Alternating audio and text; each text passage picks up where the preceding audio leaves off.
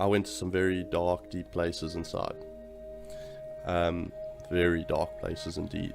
And the only escape I had was gaming.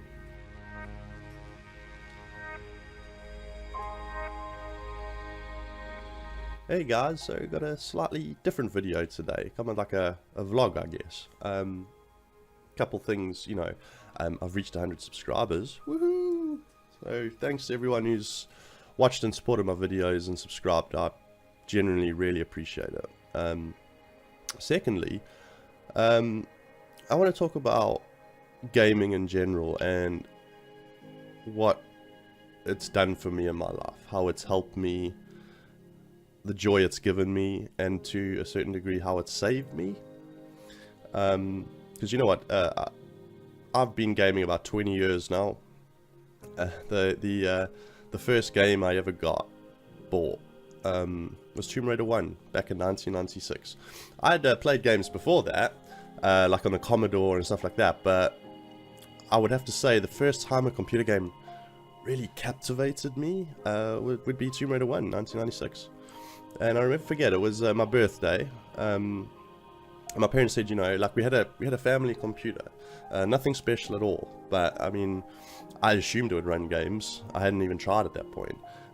But my parents said, you can get a computer game for your birthday. So we went to the shops, and I remember like the section, like there was a massive music section because, back then digital audio was in its infancy. So it was all CDs and it was massive. And then there was this tiny little section, like 3 shelves that had some games on it. And I remember going through the games, like looking, and then I saw Tomb Raider and a sexy woman on the cover, and I turned it over, and I remember to this day there were screenshots like of St. Francis Valley with the gorillas and the Lost Valley or World, whatever it's called, with the dinosaurs and stuff, and just totally like that was it. Buying this one, so we bought it. Went home, and yeah, I mean, it took about 4 hours to set up or something like that, because back then it was a bit more complicated to install and run a game. Like you'd install it, but then like the sound, you had to configure the sound card within the actual game with all these obscure random settings that had to match the make of your sound card. But eventually you got it running, and I was just instantly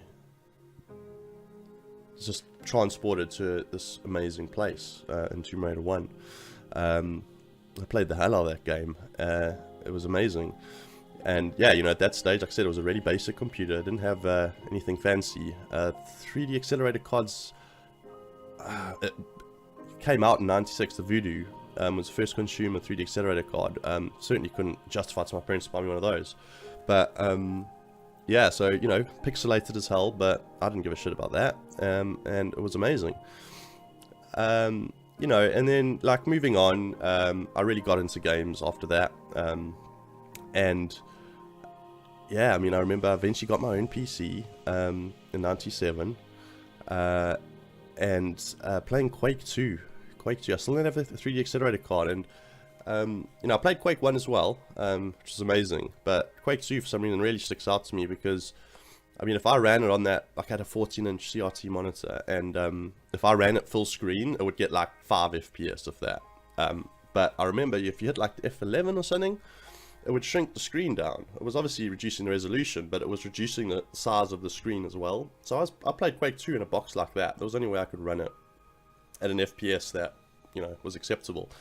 And but I had the time of my life, man. Quake 2, playing in day in, day out in that little window, like right up against the screen, it was amazing. And, thinking about it, like back in the 90s and 2000s, early 2000s, if you played games back then, you're classed as a geek. And you were ridiculed, especially at school. Like me and my friends, we'd take a lot of flack because we would talk about games and computers and stuff at like our lunch break, and people would hear us.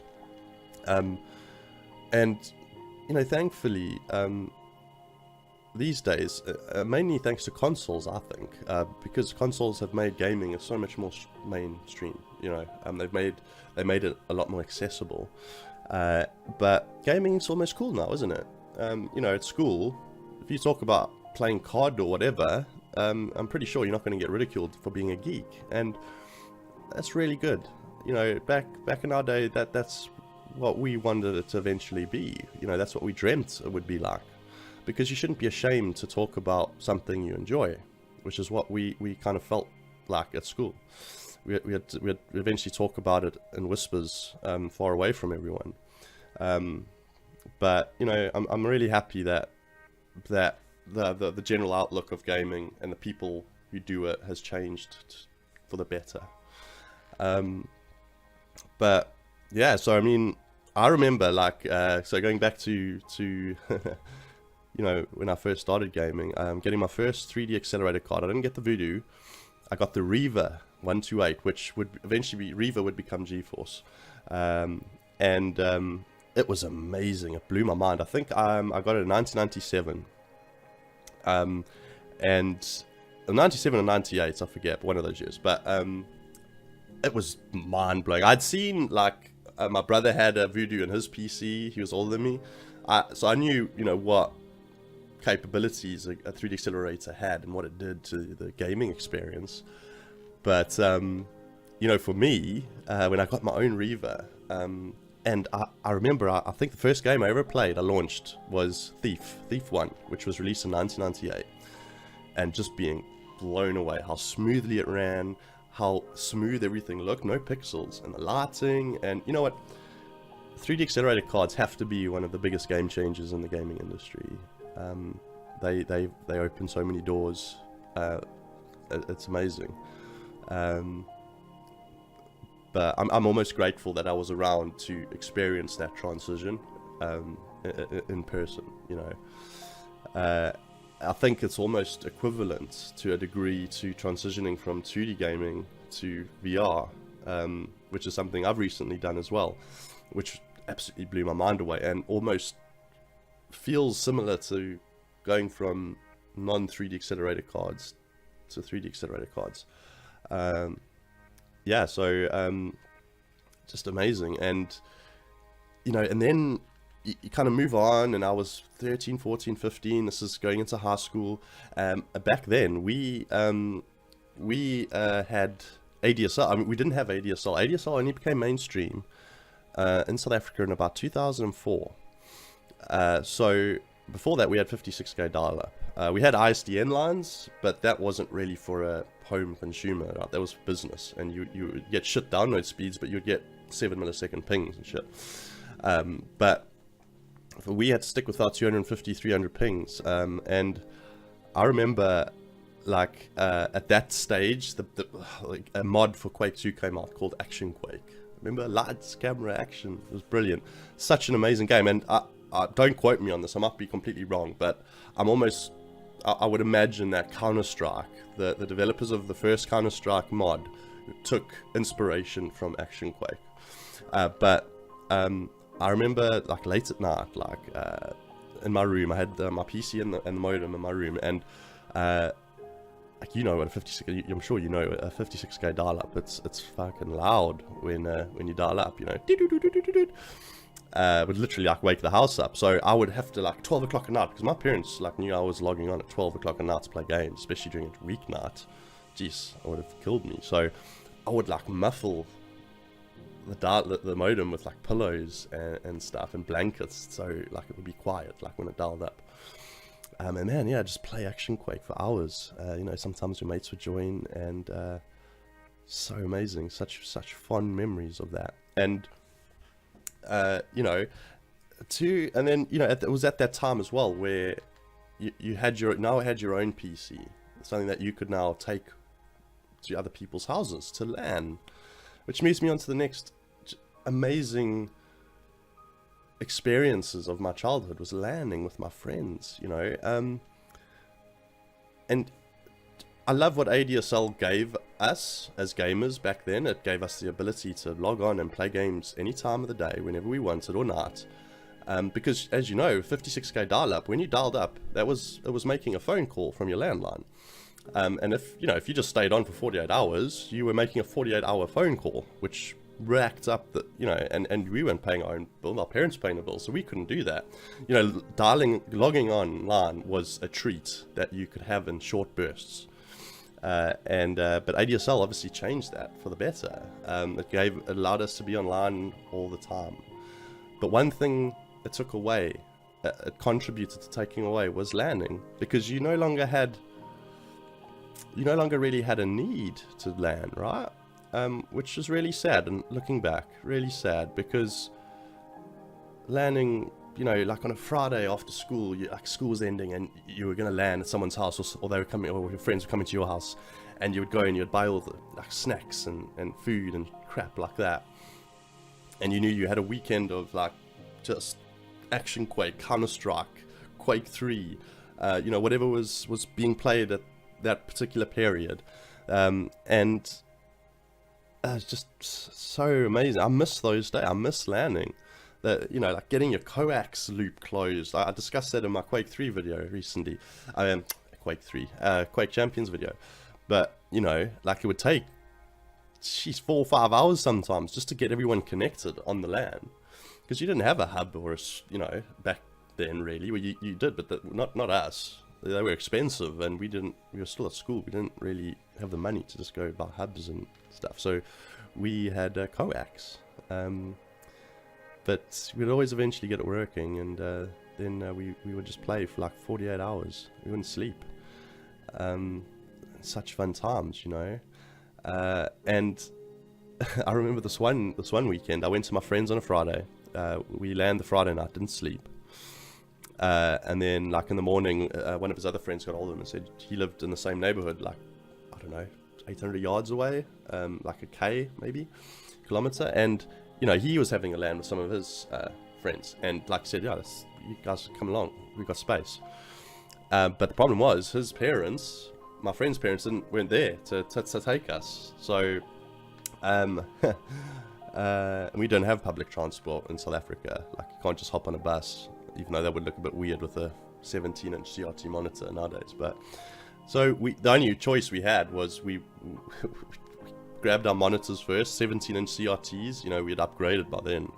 We're big boys now, and those weighed a ton, and we literally carried our monitors like a K to his mate's house. I just remember my arms were just so wrecked. I had to pick it up, walk 10 meters, put it down, rest, pick it up, walk 10 meters, and then when you got the monitor there, walk back to the house, backpack on with all your peripherals in, and grab your case, which was obviously a bit lighter and easier to carry. If I recall, I think I had handles on my case at the time, which made it a lot easier. But that was extremes we would go to just be in a LAN with everyone around you laughing. Did you see that shot? Oh my god, did you see that shot? It was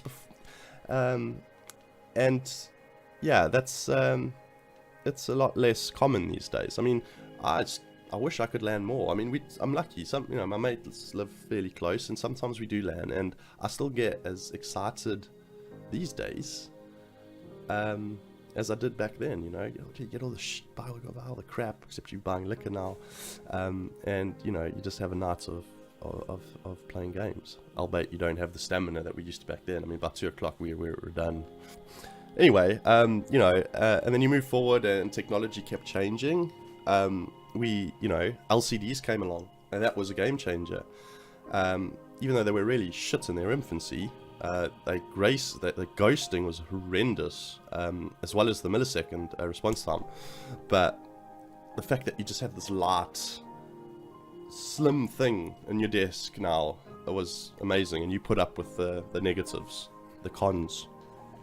And it was about that time that I really started playing a lot of Day of Defeat, which was obviously a source mod, and Day of Defeat was probably one of the games I've played most in my life. I played it for years and years, to the point where we had a really solid clan in South Africa. We had a really good community of DOD players, and back then we used IRC. It wasn't, we didn't have Skype and stuff, or Discord or stuff like that, or TeamSpeak. Back then it was IRC with your channels, and we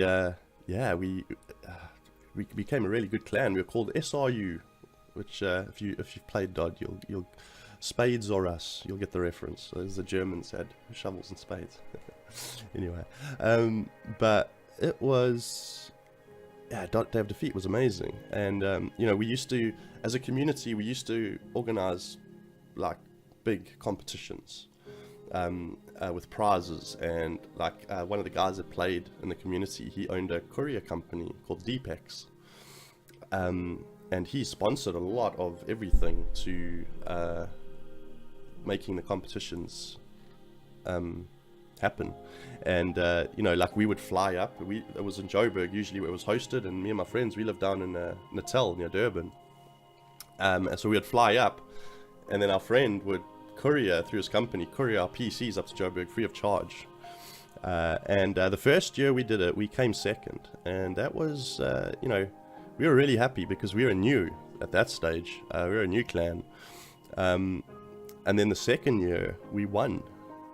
And we were playing against some really formidable, clans that had been established a long time and were really good. But we just had a really good set of players at that particular time. And yeah, we won prizes, and it was, it was amazing. And then all for the, on IRC, we became a channel that people would want to be in, because we had established ourselves. And that was really cool. And we had people asking to join our clan instead of us begging people to join our clan. But as everything in life, you move on. We kind of grew out of DOD, moved on to Battlefield. Battlefield 2, Call of Duty came along. Really had so much fun in Call of Duties. Call of Duty 2, all the way through to 4, Modern Warfare 2 even.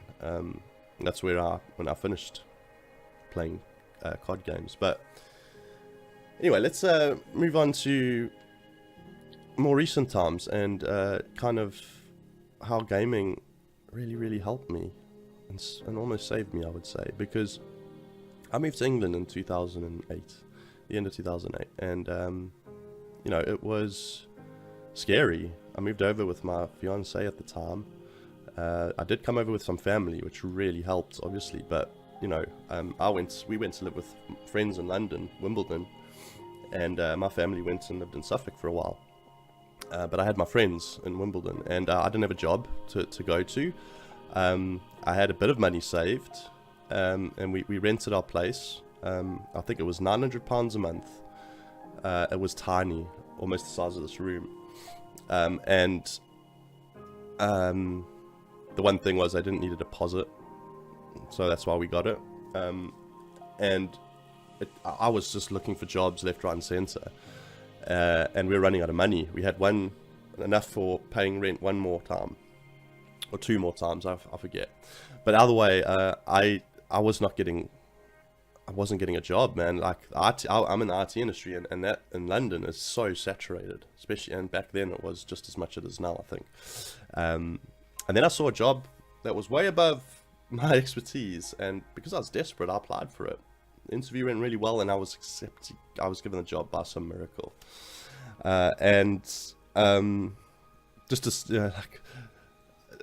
How important gaming is to me. I didn't have a computer during this time, and almost most of my first pay slip, I just went full on a huge beastie PC.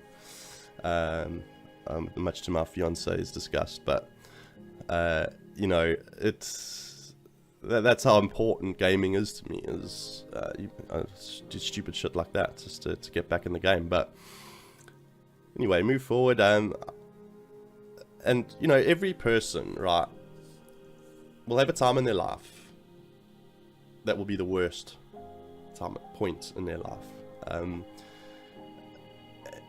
And I'm fairly confident I've had that point over the last couple of years. At least I really hope there's nothing worse to come than what I've been through. But I'm not going to get into what happened. I'll just say that it involved my daughter, who was born in 2012. And for 1.5 years, 2 years, I went to some very dark, deep places inside. Very dark places indeed. And the only escape I had was gaming.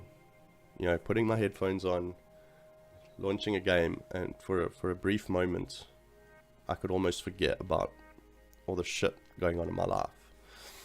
And I don't know what I would have done without that escape during that time. Probably something rash, I won't lie. And I drank a lot as well, man. Drank a lot, and I smoked. I was doing 40 a day. But that was how I coped, right? When you go through some really hectic shit in life, we'll find our own way to cope as best we can. Unfortunately, some people can't find that way to cope, so they take a drastic way out. But for me, those smoking, drinking, and my games,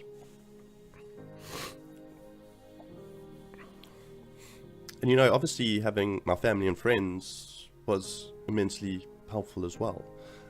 But you know, when I was by myself, the only way I could get away from going deep into dark places in here was putting these on and escaping into whatever games I was playing at the time, and they helped me immensely. So, you know, I'm moved on now, things are a bit better. Damage is done though, I'll never be the same, but I still use gaming as a way to help me get through difficult times. And I've recently, like I said, I bought a HTC Vive recently, and that's just absolutely mind-blowing. It's the future of gaming for sure. I'm going to do a separate video on it though for you guys, but ultimately, you know, I'm grateful that I have gaming in my life. Gaming has done far more for me than I've ever done for it. And gaming is like a very, very good friend because it's always been there for me. And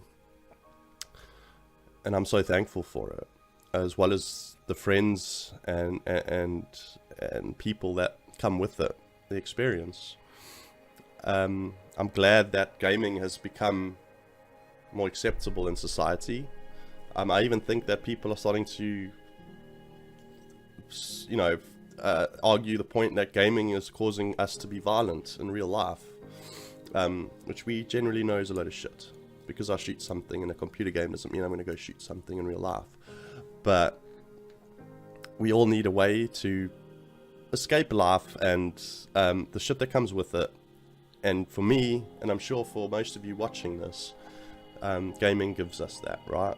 Which is amazing. And the future only looks bright for gaming. It's become an industry that will never go away, which is great. So I hope you've enjoyed. You know, this is just, like I said, it's just me talking about random stuff. It's something I'm going to possibly start doing, you know, on a weekly basis. So I'm not talking about anything in particular, but just talking, because talking to everyone but no one in particular is really good therapy. And you know, if you guys are going, any of you guys are going through difficult times, you know, pop by my Twitch stream, my stream during the week, and just come talk, because sometimes talking to someone who's willing to listen can go a really, really long way. And I'm always willing to listen. So just saying that's there, that avenue's there if you ever need to use it. So I think that's pretty much all I have to say today. Let me know in the comments what gaming has done for you, and how it's helped you, or what it's given you. And as always, friends, keep fragging, and I will see you in the next video.